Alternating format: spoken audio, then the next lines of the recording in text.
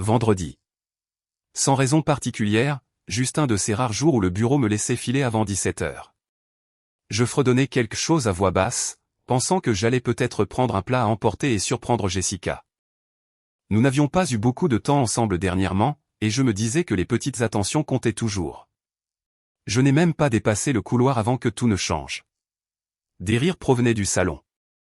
Je me suis arrêté, entendant la voix de Jessica s'élever, chaleureuse et désinvolte, comme si elle n'avait aucun souci au monde. Puis une autre voix s'est fait entendre. J'ai reconnu son amie Erika, vive comme l'éclair et toujours un peu trop investie dans notre mariage. Elle doit juste se comporter comme une reine, dit Erika, un ricanement dans la voix. Et quand il sera bien dérouté, boum, elle demande le divorce. Il va s'effondrer. D'autres rires. Puis Jessica, ma femme, s'est jointe à elle. Et quand il commencera à supplier, rappelle-lui simplement que ce n'est plus une question de ce qu'il veut. Celle-là m'a frappé différemment. Comme une gifle glacée en plein été. Erika a repris. Exactement. Garde ta couronne haute et fais-lui croire que tout est de sa faute. La culpabilité est un levier, ma belle. Il pliera. Je suis resté là, immobile. Les courses encore à la main, les clés flottant dans mes doigts. Mon cœur n'a pas seulement sombré. Il s'est arrêté. Un bourdonnement sourd a rempli mes oreilles. Et pendant une seconde, j'ai honnêtement cru que j'allais m'évanouir. Elle riait comme si c'était une séance de stratégie de club de lecture. La voix de Jessica de nouveau. Oh, il va céder. Il pense encore que je l'aime trop pour le quitter. Les autres rient plus fort maintenant. Erika, Tara, peut-être Michel aussi. Je ne pouvais plus distinguer qui disait quoi. Ça n'avait plus d'importance. Elles étaient toutes dans le coup. Je me suis appuyé contre le mur du couloir, fixant le sol comme s'il pouvait m'expliquer quelque chose. Quelque chose que j'avais manqué. Un indice que j'aurais dû voir. Je pensais que nous traversions juste une mauvaise passe, comme la plupart des couples. Pas ça, pas une humiliation mise en scène. Ma gorge s'est nouée. Je n'ai pas fait un bruit. Je ne suis pas entré en trombe, je n'ai pas crié, je n'ai pas exigé d'explication. Je suis juste resté là, invisible dans ma propre maison, pendant que la femme que j'avais juré de protéger préparait une performance de trahison avec ses amis. Mon mariage était en train d'être démantelé comme une mauvaise blague autour d'un verre de vin et de ricanements suffisants. J'ai reculé lentement, me suis éclipsé par la porte du garage, tel un fantôme, et je suis parti en voiture dans l'air frais du soir. Elle n'a même pas remarqué que j'étais là. Mais alors que je serrais le volant, la mâchoire contractée et les yeux fixés droit devant, une pensée ne cessait de s'élever au-dessus du bruit dans ma tête. Ça n'allait pas se terminer comme elle l'avait prévu. Loin de là. J'ai tourné en voiture pendant un moment après avoir quitté la maison, essayant de faire cesser le bourdonnement dans mes oreilles. En vain. Chaque mot prononcé dans ce salon tournait en boucle, le rire résonnant plus fort à chaque fois. J'ai serré le volant plus fort, la mâchoire tendue. Mais mon visage était calme, froid même, comme si j'étais entré en pleine tempête de neige et que j'avais oublié de frissonner. Finalement, je me suis garé dans un petit centre commercial en périphérie de la ville.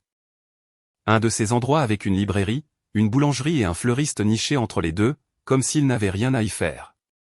Ce fleuriste, April Bloom, Jessica l'adorait. Elle disait toujours qu'ils avaient les plus beaux lys, de grands lys blancs qui s'ouvraient largement, sentant le frais des matins de printemps et les promesses de mariage. Je ne lui avais pas acheté de fleurs depuis un moment. Non pas que j'ai cessé de l'aimer, juste que nous étions occupés. La vie a une façon de plier la romance dans le tas de linge sale. Mais aujourd'hui, je suis entré avec une intention précise. Un doux carillon a retenti au-dessus de ma tête. L'endroit sentait les feuilles mouillées et la lavande. Une musique de piano jouait faiblement en arrière-plan. Une de ces playlists en boucle destinées à apaiser les gens pour les inciter à dépenser plus. Une femme plus âgée derrière le comptoir m'a souri. Le genre de sourire poli que l'on adresse à un étranger qui a l'air de ne pas avoir dormi. « Je peux vous aider, monsieur ?» « Il me faut des lys, dis-je, la voix stable. Des blancs, les plus frais que vous ayez. » Elle a hoché la tête, sans poser de questions. Elle ne voyait pas ce qu'il y avait en dessous. Ne voyait pas l'homme debout là, retenant un raz-de-marée. Pendant qu'elle se dirigeait vers le réfrigérateur à l'arrière, j'ai balayé la pièce du regard. Tout était doux. Des rubans pastels, des étagères en bois, une ardoise où était écrit « Dites-le avec quelque chose qui grandit ». J'ai failli rire. Quand elle est revenue, le bouquet qu'elle m'a tendu était exactement celui que Jessica aurait choisi elle-même. Si lisse à longue tige, impeccable et pur. J'ai cherché mon portefeuille. En payant, quelque chose en moi a fait un déclic. Pas un claquement. Non, ce n'était pas de la rage. C'était plus froid, plus pur. Mon rythme cardiaque a ralenti. Ma mâchoire s'est détendue. J'ai regardé les fleurs dans ma main et j'ai pensé, la partie ne fait que commencer. Jessica pensait qu'elle menait une arnaque, qu'elle et sa petite cour de nobles chuchotantes pouvaient scénariser mon humiliation comme une scène d'une émission de télé-réalité. Elles avaient oublié quelque chose d'important. J'écoute plus que je ne parle. Je bouge plus lentement, mais je ne manque rien. Ce ne serait pas une guerre bruyante. Pas de cris, pas d'assiettes brisées, pas de disputes nocturnes. Ce serait un démantèlement silencieux et délibéré, pétale par pétale. La femme derrière le comptoir m'a fait un léger signe de tête. J'espère qu'elle les aimera. J'ai souri en retour, pliant le reçu dans ma poche. Oh, elle les aimera. Et sur ce, je suis sorti dans la lumière dorée du début de soirée, les lys à la main, marchant comme un homme qui rentre chez lui. Non pas pour faire la paix, mais pour planter le décor.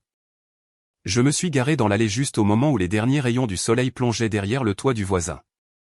Les lumières à l'intérieur de notre maison étaient déjà allumées, chaudes, dorées, accueillantes, comme si de rien n'était, comme si la trahison ne s'était pas prélassée sur notre canapé du salon avec un verre de vin et un sourire narquois.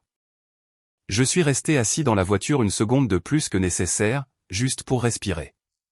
Puis je suis sorti, j'ai lissé le devant de ma chemise et je suis entré comme si je n'avais rien entendu. L'odeur de quelque chose de sucré m'a frappé dès que j'ai poussé la porte. Des bougies, peut-être des biscuits.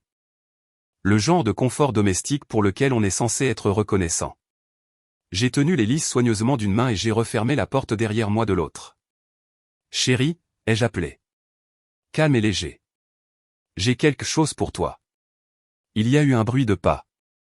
Puis Jessica est apparue dans l'entrée, s'essuyant les mains sur un torchon de cuisine comme si elle venait de jouer les hôtesses. Elle a scié une fois en voyant les fleurs, puis son expression a subtilement changé. Pas de choc, pas de culpabilité, juste ce petit hochement de tête suffisant que j'avais appris à trop bien connaître. Michael, dit-elle, de cette voix chantante qu'elle utilisait quand elle voulait paraître charmée. Qu'est-ce que c'est que tout ça? Je me suis avancé, lui tendant le bouquet comme si c'était sincère. J'ai pensé te faire une surprise. Des lys blancs de cet endroit que tu aimes. April Bloom. Ses yeux se sont posés sur les fleurs. Tu t'en es souvenu? Bien sûr. J'ai souri doucement. Tu t'illumines toujours quand tu en reçois. Derrière elle, des voix provenaient du salon. Des rires, des tintements de verre. J'ai aperçu Erika sur le canapé, Tera blottie dans le fauteuil du coin et Michel au milieu d'une histoire qu'elle racontait en gesticulant sauvagement avec un verre de vin à la main. Jessica a regardé par-dessus son épaule, puis s'est retournée vers moi avec un rire qui n'atteignait pas tout à fait ses yeux. Entre donc. Les filles sont là. Tu sais, juste une de nos petites soirées entre nous. Je l'ai suivie dans la pièce comme si je n'avais pas entendu un mot plus tôt. Bonsoir mesdames, dis-je, la voix chaude et désinvolte. Ça sent merveilleusement bon ici. C'est du chausson aux pêches. Michel s'est redressé. Oui. Je viens de le faire. Tu sais, elle a toujours ce charme du sud bien caché. Erika m'a toisé, essayant clairement de lire quelque chose sur mon visage. Tu es rentré tôt. J'ai réussi à boucler les choses plus vite que d'habitude. Je me suis approché de la table basse et j'y ai délicatement posé les fleurs. Je ne voulais pas manquer le rassemblement royal. Elles ont toutes ri. Pas maladroitement, pas encore. Jessica a pris le bouquet et l'a bercé de façon théâtrale. Eh bien, maintenant je me sens gâté. C'est le but, dis-je, la regardant droit dans les yeux. Tu mérites de te sentir comme une reine. Elle a scié. Une lueur, rien de plus, mais elle était là. Puis elle a souri largement, un sourire doux, sucré, et s'est tournée vers le groupe. Il est trop bon pour moi, honnêtement. Je me suis installé dans le fauteuil en face d'Erika, une jambe croisée sur l'autre, mes mains reposant tranquillement sur les accoudoirs. J'ai laissé l'atmosphère de la pièce m'envahir. Le bruit du vin converse, le léger bourdonnement de la musique venant de l'enceinte de la cuisine, les blagues entre elles que je n'étais pas censé comprendre. Une tension vibrait sous la paix, comme un courant sous la glace. « Alors, Michael » dit Erika après un moment, en se penchant en avant. « Comment va le travail ?»« Toujours débordé. » J'ai hoché la tête, ajustant le poignet de ma chemise. « Occupé, oui, mais ça va. Rien que je ne puisse gérer. » Elle a souri, un sourire mince et interrogateur. « Ça doit être épuisant. Toujours à travailler si tard. » Parfois, dis-je doucement. Mais j'aime construire des choses. Ça donne un sentiment de contrôle. De stabilité. On sait exactement où va chaque poutre. Une autre lueur dans les yeux de Jessica. Elle avait saisi le sous-entendu. Je le savais. J'ai laissé le silence s'installer un instant, puis j'ai ajouté. Je pense que les fondations sont la partie la plus importante. Une fois qu'elles se fissurent, tout l'édifice s'écroule. Tara a levé son verre. Profonde pensée, Michael. J'ai gloussé. Désolé. Je ne voulais pas plomber l'ambiance. Oh, ne t'en fais pas, dit rapidement Jessica. Tu peux rester si tu veux, à moins qu'on ne t'ennuie. J'ai secoué la tête. Pas du tout. Tu as l'air heureuse. C'est tout ce qui m'importe. Et puis je me suis levé. Je me suis approché d'elle lentement, j'ai pris une de ses mains, celle qui ne tenait pas un verre de vin, et je l'ai embrassée légèrement. Elle a penché la tête, amusée. Qu'est-ce que ça veut dire ? Juste de la gratitude, dis-je. Je me suis tourné vers la cuisine. Je vous laisse. Dites-moi si vous avez besoin de quelque chose. En sortant, j'ai entendu les filles ricaner derrière moi. Puis Erika a murmuré quelque chose. Je n'ai pas pu saisir les mots, mais le ton suffisant était clair. Le rire de Jessica a suivi une seconde plus tard. Mais ça n'avait pas d'importance. Laissez-les rire. Laissez-les croire qu'elles gagnaient.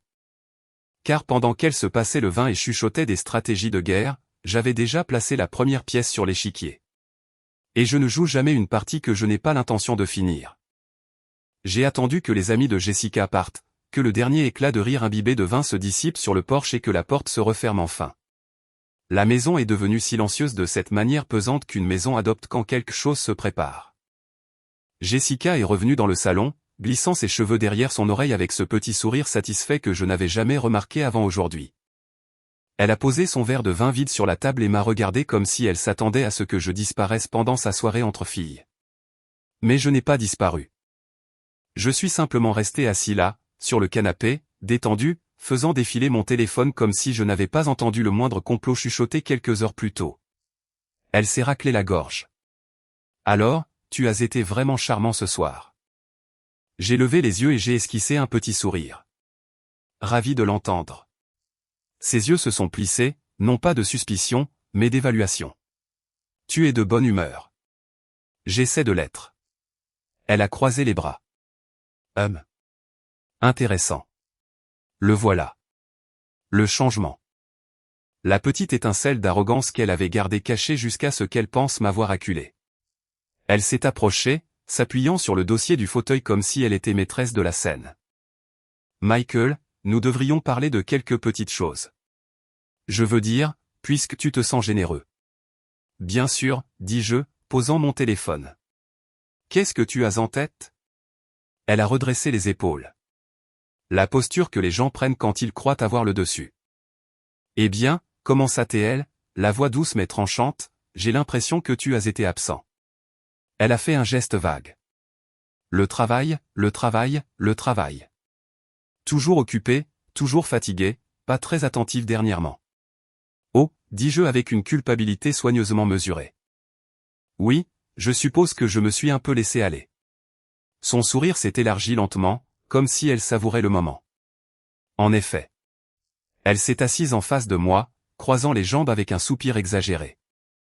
Honnêtement, j'ai parfois l'impression de porter toute la relation sur mes épaules et que tu te laisses juste dériver. Tu vois ce que je veux dire ? J'ai hoché la tête, les yeux baissés. Oui, je comprends. Et tu ne devrais pas te sentir comme ça, a-t-elle ajouté, la voix s'aiguisant de confiance. Je mérite un partenaire qui est présent, émotionnellement, physiquement, qui remarque vraiment quand j'ai besoin de quelque chose. J'ai de nouveau hoché la tête, laissant mes épaules s'affaisser. Tu as raison. J'ai laissé le silence peser juste assez longtemps pour que son ego se gonfle. Puis elle s'est penchée en avant, les yeux brillants. Je pense juste que tu dois me montrer que tu es prêt à faire plus d'efforts. Tu sais, à te ressaisir. Absolument, dis-je, le ton doux, plein de remords. Je devrais faire mieux. Je suis désolé. Le mot « désolé » avait un goût de métal dans ma bouche. Mais je l'ai dit de la manière dont elle avait besoin de l'entendre. Doux, humble, petit.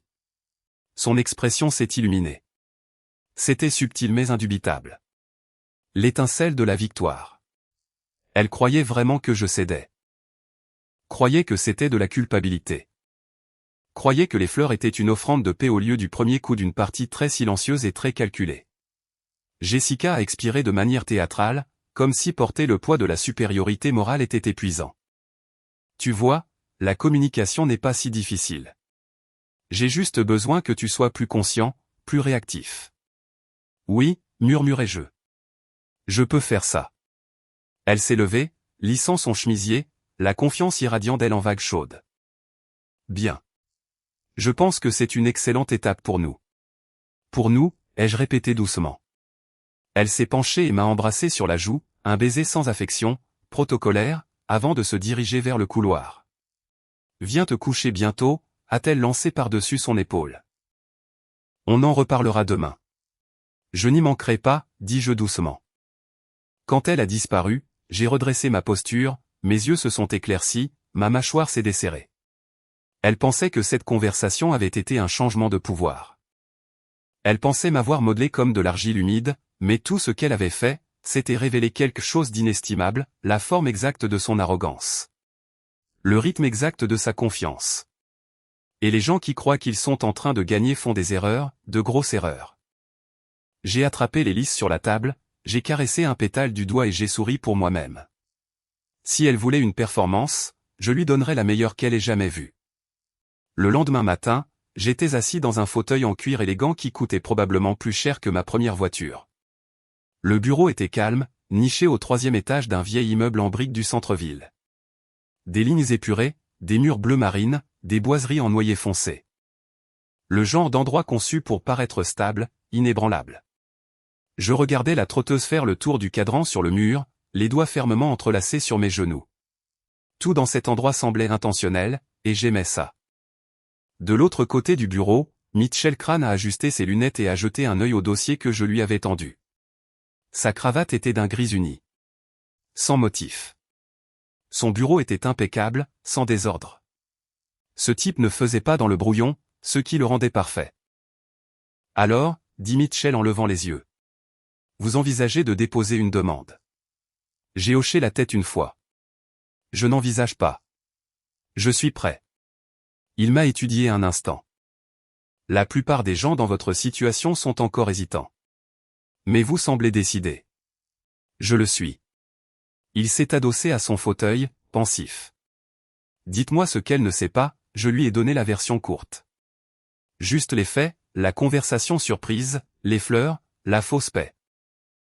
Je ne lui ai pas dit ce que je ressentais. Je n'en avais pas besoin. Ce n'était pas pour ça que j'étais là. Quand j'ai eu fini, Mitchell a tapoté un stylo contre son bloc-notes. On dirait qu'elle se prépare à monter sur scène sans savoir que le rideau a déjà été levé. Elle joue à un jeu, dis-je tranquillement. Elle ne se rend juste pas compte que j'y ai pris part. Mitchell a hoché la tête. J'ai déjà vu ce genre de cas. Manipulation motivée par l'orgueil. Il y a généralement un script. Jouer la victime. Inverser l'histoire. Partir la tête haute. Elle est déjà en train de répéter. Alors prenons de l'avance. Il a ouvert le dossier et a commencé à m'expliquer chaque section. Déclaration de patrimoine, considération de garde, bien que nous n'ayons pas d'enfants, donc cette partie fut brève. Il a pointé une ligne. Vous voudrez documenter chaque mouvement financier à partir de maintenant. Chaque transaction. Si elle essaie d'utiliser vos dépenses contre vous plus tard, vous aurez les reçus. J'ai hoché la tête, prenant des notes mentales alors qu'il tournait chaque page. À un moment, il s'est arrêté et a levé les yeux. Vous savez, dit-il, la voix un peu plus douce, mon ex-femme a essayé de me quitter de la même manière. Construire une histoire. Me peindre comme froid, inattentif. Elle pensait que si elle gardait sa voix assez douce, personne ne verrait le couteau. J'ai haussé un sourcil. Que s'est-il passé? Il a eu un petit sourire sec. J'ai appris à aiguiser le mien en premier. Nous sommes restés silencieux un moment. Puis j'ai dit, je ne veux pas de vengeance. Je veux juste qu'elle sache que je l'ai vu venir. C'est plus puissant, a-t-il répondu. Laissez-la tomber dans son propre piège. Il a fait glisser les premiers formulaires vers moi avec un stylo noir. Ceux-ci ne seront pas déposés avant que vous ne donniez le feu vert, mais une fois que ce sera fait, il n'y aura pas de retour en arrière. J'ai pris le stylo et j'ai signé. Sans hésitation, sans souffle dramatique, juste de l'encre sur du papier. Il a rassemblé les documents avec une efficacité professionnelle. Nous rédigerons tout discrètement. Nous la signifierons quand vous serez prêt. Laissez-la penser qu'elle est toujours aux commandes. Elle ne le verra jamais venir, dis-je en me levant. Alors que Mitchell me raccompagnait à la porte, il m'a posé une main sur l'épaule. Vous êtes calme. C'est rare et dangereux. Restez-le. Je suis retourné dans le couloir, les bruits de la ville bourdonnant en contrebas. À ce moment-là, je n'étais pas en colère. Je n'étais pas blessé. J'étais concentré. Et Jessica, elle, pensait toujours que je dérivais, incertain, faible, déséquilibré. Laissez-la penser ça encore un peu. Parce que chaque sourire que je lui adresserais à partir de maintenant était une pièce d'échec. Quand je suis rentré à la maison, le soleil avait commencé à étirer de longues ombres sur le porche. Jessica était dans la salle à manger, les pieds posés sur une des chaises, faisant défiler son téléphone avec la posture détendue de quelqu'un qui pensait avoir déjà gagné. Il y avait une salade à moitié mangée sur la table, 2 canettes de la Croix vide, un de ses magazines de luxe ouvert à côté d'elle. Elle a à peine levé les yeux quand je suis entré. « Salut », dis-je nonchalamment, posant mes clés dans le vide-poche. « Salut », répondit-elle, sans quitter l'écran des yeux. Il y eut un silence. Et puis, sans même se tourner vers moi, elle l'a dit. « Tu peux faire la lessive ?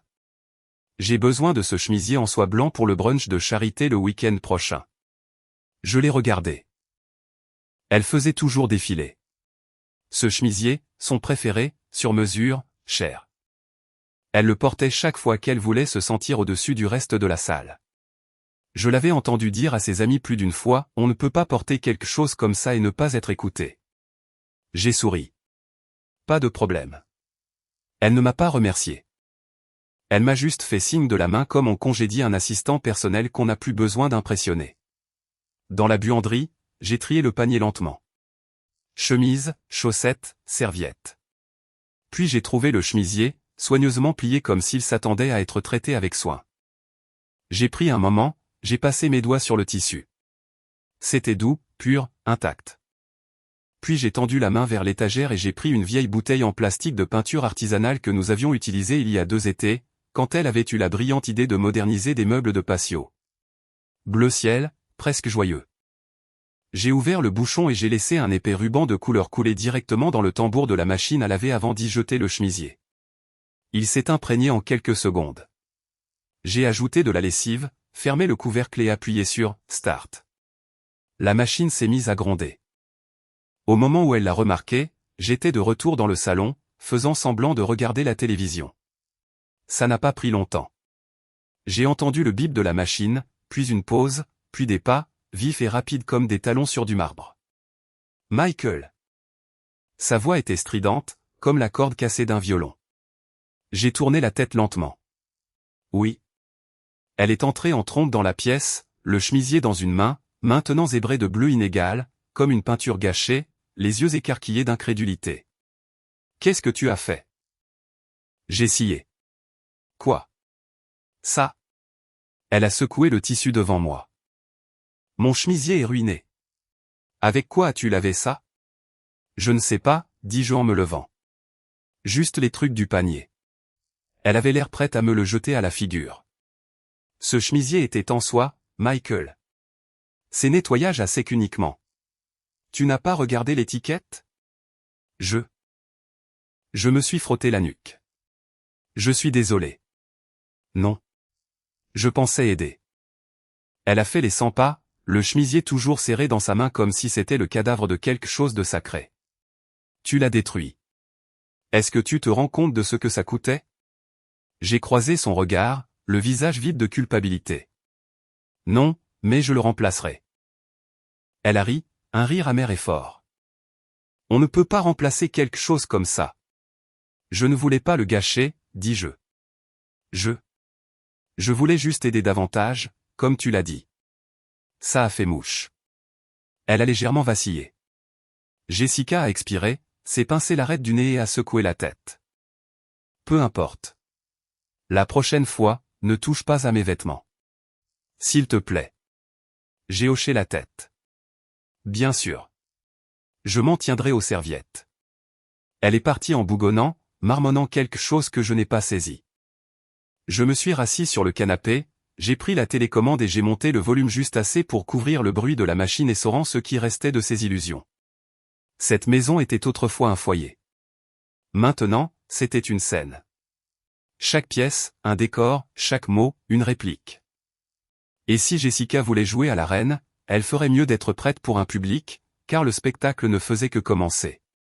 Le vendredi, j'avais besoin de respirer un air qui ne sentait pas la tension masquée par un spray à la lavande. J'avais passé la semaine à jouer le mari ignorant, à m'excuser à outrance pour des broutilles, à faire semblant d'oublier mes clés, à hocher la tête pendant que Jessica laissait tomber nonchalamment des pics sur les hommes qui ne prennent pas les devants. Elle pensait qu'elle me conditionnait. En vérité, je ne faisais que compter les coups.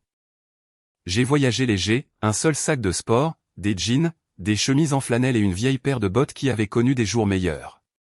Avant le lever du soleil, j'ai dit à Jessica que je devais quitter la ville pour une réunion stratégique de 2 jours avec un client. Elle a à peine levé les yeux de son café. Amuse-toi bien à parler de feuilles de calcul, dit-elle avec un sourire. J'espère qu'il y aura du Wi-Fi, ai-je répondu. Elle a ri. Et c'est comme ça que je suis sorti. La voiture tournait déjà, le GPS réglé sur une parcelle de bois tranquille à 2 heures au nord. Le temps d'arriver au chalet, les arbres avaient avalé la route derrière moi. Le lac était calme, à peine ridé, comme s'il retenait son souffle, et l'odeur de pin et de fumée m'enveloppait comme quelque chose dont j'ignorais le manque. Caleb était déjà là, attisant un petit feu à l'extérieur avec une bière à moitié vide à la main. Troy est arrivé peu après moi, une glacière dans une main et me frappant dans le dos de l'autre. Nous n'avons pas beaucoup parlé au début. C'est ça, avec les vieux amis. Ils n'ont pas besoin d'invitation pour s'asseoir à vos côtés en silence. Plus tard, nous nous sommes réunis autour du feu, le soleil fondant derrière les arbres. Caleb m'a passé une bière. Troy m'a tendu une assiette remplie de hamburgers grillés, du genre bien trop salissant pour la cuisine impeccable de Jessica. J'ai finalement rompu le silence. Elle prépare quelque chose. Ils m'ont regardé. Je l'ai surprise, elle et ses amis, dis-je, les yeux fixés sur le feu. Elles lui ont appris comment me prendre par surprise avec un divorce et me faire la supplier de revenir. Troy s'est adossé. Tu es sérieux? J'ai hoché la tête. Elle pense que je suis inconscient. Que je vais m'effondrer si elle me tire le tapis sous les pieds. Caleb a marmonné, elle ne sait pas qui elle a épousé. Alors, j'ai esquissé un sourire. Apparemment non. Ils n'ont pas essayé de me donner des conseils. Ne se sont pas lancés dans des clichés. Ils ont juste écouté, solide, stable, et m'ont laissé tout déballer. La fausse paix, le chemisier bleu, les papiers qui attendaient d'être signifiés. Tu fais ce qu'il faut, a finalement dit Troy. Tu ne cherches pas la vengeance. Tu t'assures juste qu'elle ne réécrive pas l'histoire. J'ai regardé le lac, sombre et vitreux, s'étendant jusqu'à l'horizon. C'est la partie qui m'importe le plus. Je veux partir proprement. Pas de cris, pas de calomnie, juste de la dignité. Caleb a levé sa bouteille. À un départ propre. Nous avons trinqué. Le feu a crépité et sifflé alors qu'une bûche se fendait en deux. Et dans cette lumière calme et vacillante, j'ai ressenti quelque chose que je n'avais pas ressenti depuis des semaines, la stabilité. Ni en colère, ni amère, juste prêt. Le dimanche après-midi, j'étais de retour sur la route, les arbres s'éclaircissant, le calme du lac rétrécissant dans le rétroviseur, remplacé par des centres commerciaux, des feux de circulation et le poids de la performance. Je me suis de nouveau arrêté à April Bloom. Même femme derrière le comptoir. Même doux carillon au-dessus de la porte. Je n'ai pas eu besoin de demander. Elle a simplement levé les yeux et souri. Un autre bouquet de lys. J'ai hoché la tête. Des frais, s'il vous plaît. Elle les a emballés plus serrés cette fois, sentant peut-être quelque chose de différent dans mon expression. Je l'ai remercié, je suis sorti dans le vent et je suis monté dans ma voiture, les mains stables, le cœur plus froid qu'avant. De retour à la maison, j'ai trouvé la porte d'entrée légèrement entr'ouverte. À l'intérieur, de la musique jouait, quelque chose d'entraînant et d'artificiel, tout en synthé et en claquement de doigts. L'odeur de ces bougies aux agrumes remplissait la maison comme une armure recouverte de citron. Je suis entré dans le couloir et je l'ai entendu, sa voix basse et chuchotée. Non, non, il ne sait toujours rien. Je te jure, il m'a encore apporté des fleurs. Une pause, puis un rire. Son rire. Elle était au téléphone, cachée dans la cuisine, parlant comme une adolescente blottie sous les couvertures après le couvre-feu. MMHMM. C'est ce vendredi. Il ne le verra pas venir. Il va rester là, abasourdi et brisé. Je peux déjà l'imaginer. D'autres rires. Ensuite, on commandera du champagne. Aux premières loges.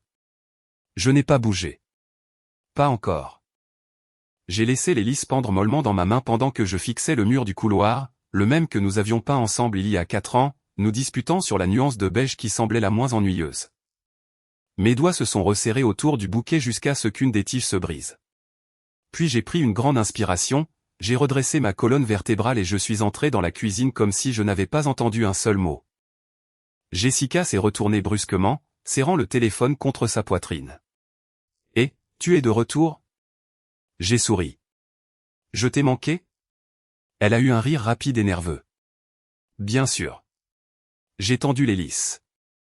Ceux-ci étaient plus beaux que ceux de la semaine dernière. J'ai pensé que tu méritais un peu plus de lumière dans la maison. Elle les a pris avec un halètement agité. Michael, tu es sur une lancée ces derniers temps. J'essaie juste d'être un homme meilleur, dis-je doucement. Ses yeux ont sondé les miens pendant une seconde, vérifiant peut-être si j'avais surpris quelque chose, mais je me suis assuré que mon visage ne montrait rien d'autre que de la chaleur. Comment s'est passé le voyage, a-t-elle demandé. Productif. On a bien avancé. Elle a hoché la tête. Bien. C'est bien.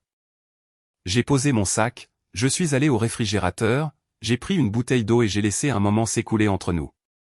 Elle s'est détournée et a placé les lys dans un vase comme s'il ne reposait pas sur une mine terrestre. Puis je l'ai dit nonchalamment, comme si l'idée venait de me traverser l'esprit. Et si je vous emmenais, toi et les filles, au restaurant cette semaine ? Jessica a scié. Sortir ? Oui. Je me suis tourné, m'appuyant contre le comptoir. Un endroit sympa. Chic. C'est ma tournée. Juste pour vous remercier toutes. Vous avez été si patiente avec moi dernièrement. Elle a fixé le vide pendant une seconde de trop, puis a souri lentement. Vraiment ? C'est inattendu. J'ai haussé les épaules. Je me suis dit qu'on méritait tous une soirée. Vendredi, ça vous va ? Elle a jeté un œil à son téléphone, toujours déverrouillé dans sa main. Je pouvais voir le nom d'Erika briller sur l'écran. Oui, dit-elle finalement. Vendredi, c'est parfait. Super. J'ai bu une gorgée d'eau. Je vais réserver une table dans un endroit spécial. Elle avait l'air sincèrement satisfaite d'elle-même, comme une reine dont le piège avait fonctionné, et j'avais parfaitement joué l'idiot. Je lui ai proposé de porter ses fleurs au salon, je l'ai embrassée légèrement sur la joue et je lui ai demandé si elle voulait une tasse de thé. Elle a hoché la tête, suffisante et satisfaite. Vendredi approchait, et je serais prêt. Vendredi soir est arrivé, habillé de chandelles et de serviettes blanches impeccables. Le restaurant que j'avais choisi était haut de gamme mais pas guindé. Des baies vitrées du sol au plafond, une musique de jazz fredonnant juste assez fort pour adoucir le poids des conversations, et le genre de menu qui n'affiche pas les prix parce que si vous devez demander, vous n'avez rien à faire là. J'avais réservé une banquette ronde près du fond.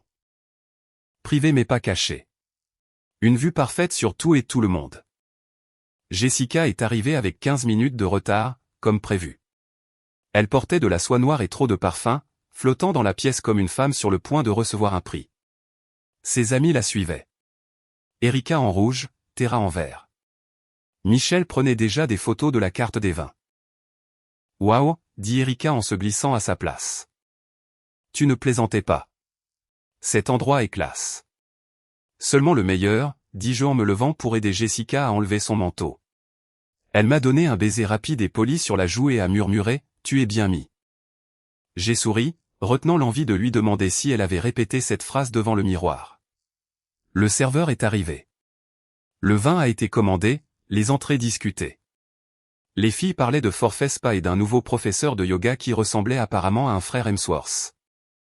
Jessica riait facilement, sa main effleurant mon bras de temps en temps comme si elle avait besoin de maintenir l'illusion de chaleur.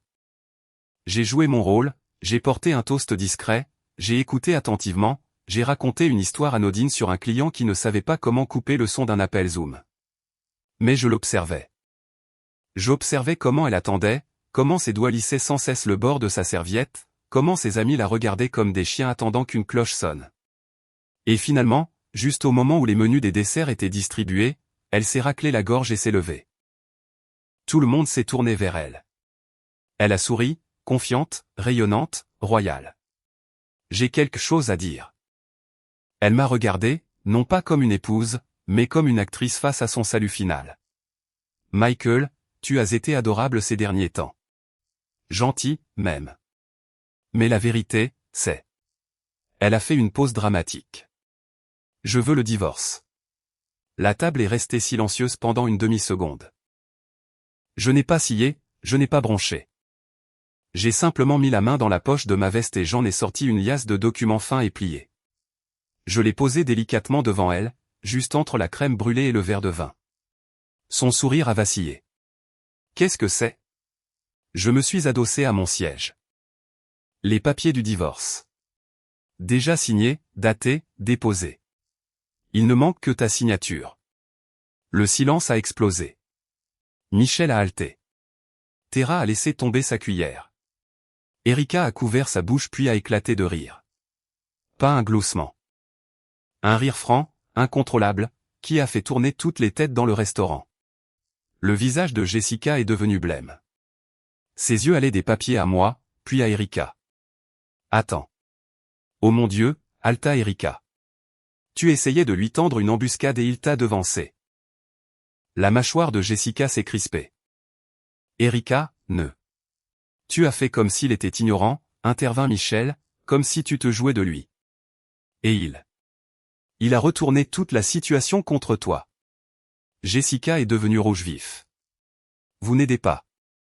Tara s'est penchée en avant, souriant comme si elle regardait un drame se dérouler en direct à la télévision. C'est délicieux. Je pensais que tu contrôlais la situation, Jess. Il vient de te mettre échec et mat, la voix de Jessica s'est aiguisée. Vous étiez toutes dans le coup avec moi, vous vous souvenez ? Erika a levé les deux mains. Et, on plaisantait. On ne pensait pas que tu irais vraiment jusqu'au bout avec ce truc de faux divorce pour le faire supplier. Michel a froncé les sourcils. Tu nous as dit qu'il pleurerait. Les yeux de Jessica se sont enflammés. Il n'est pas censé avoir des papiers prêts. Ce n'est pas comme ça que ça devait se passer. Je regardais calmement, sirotant mon eau. Jessica s'est retournée vers moi, la voix tremblante maintenant. Depuis combien de temps ? J'ai tout entendu, dis-je doucement. Ce jour-là, avec l'hélice. Elle est restée figée. Tu n'es pas la seule à savoir faire semblant, ai-je ajouté. Le serveur s'est approché avec hésitation. Quelqu'un désire un dessert ? Erika a de nouveau éclaté de rire. Non merci, dis-je en me levant. Cette table est pleine. J'ai placé le stylo à côté des papiers. Signe quand tu seras prête, dis-je en regardant droit dans les yeux de Jessica. Moi, je le suis déjà. Et sur ce, je suis sorti. Derrière moi, leurs voix se sont heurtées. Accusation, embarras, chaos. Mais je n'ai pas regardé en arrière. Certaines fins n'ont pas besoin d'un rideau, juste d'une porte. Je n'avais même pas enlevé mon manteau quand j'ai entendu la porte claquer derrière moi.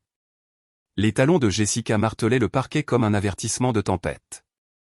Michael, a-t-elle appelé, la voix tendue, frénétique. Attends un peu. Je ne me suis pas retourné. Je suis allé dans la cuisine, je me suis versé un verre d'eau, j'ai bu une gorgée et j'ai attendu que le spectacle commence. Elle est apparue dans l'embrasure de la porte quelques secondes plus tard, essoufflée, les cheveux emmêlés d'avoir quitté le restaurant en trombe. Ses yeux étaient grands maintenant, non pas de confiance, mais de panique. Tu ne peux pas être sérieux, dit-elle en s'approchant. Ça. C'était censé être une blague. J'ai posé le verre doucement. Tu as répété cette blague pendant des semaines. Sa bouche s'est ouverte, puis s'est refermée. D'accord, peut-être que ce n'était pas drôle.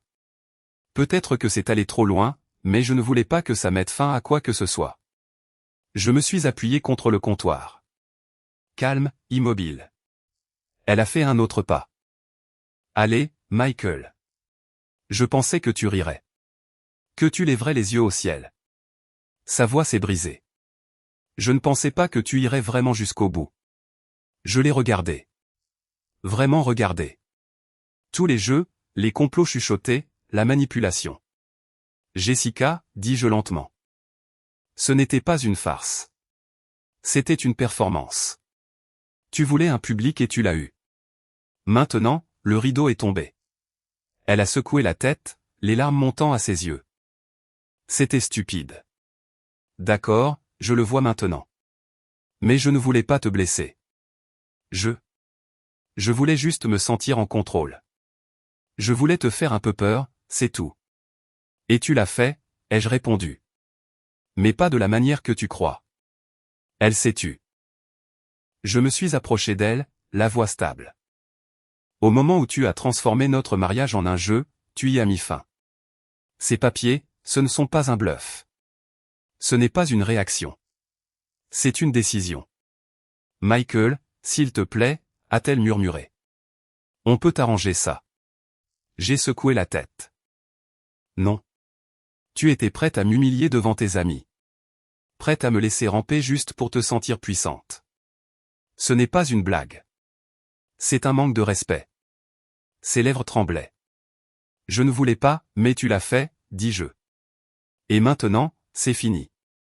Le silence entre nous s'est étiré, tranchant et final.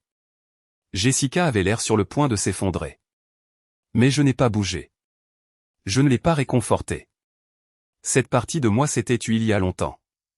Je te donnerai du temps pour organiser la suite, dis-je. Mais ce chapitre, il est clos.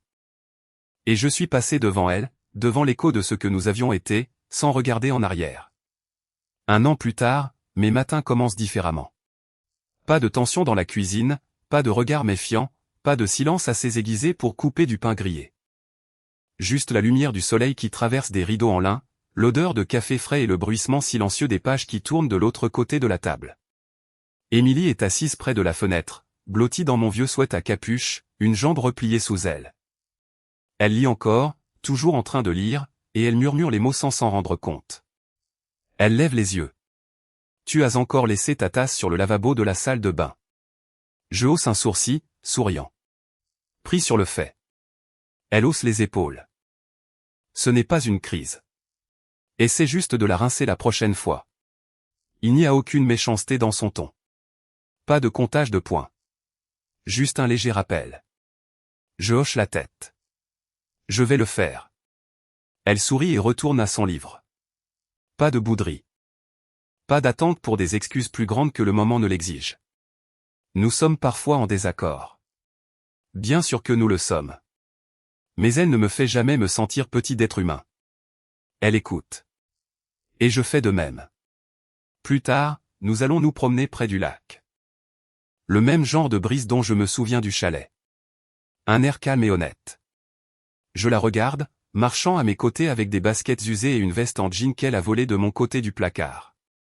As-tu parfois l'impression d'attendre que le ciel te tombe sur la tête? Elle me regarde, pensive. Parfois. Mais ensuite, je me souviens, nous ne portons plus de chaussures qui ne nous vont pas, je ris, non pas parce que c'est profond, mais parce que c'est vrai. Elle n'a pas besoin d'une couronne. Elle n'a pas besoin d'un script. Elle marche simplement à mes côtés, pas à pas. Et ça, c'est l'amour. Celui que j'avais presque oublié. Celui que je ne tiendrai plus jamais pour acquis. C'était la fin de mon histoire. Mais il y a quelque chose auquel je pense encore. Les amis de Jessica.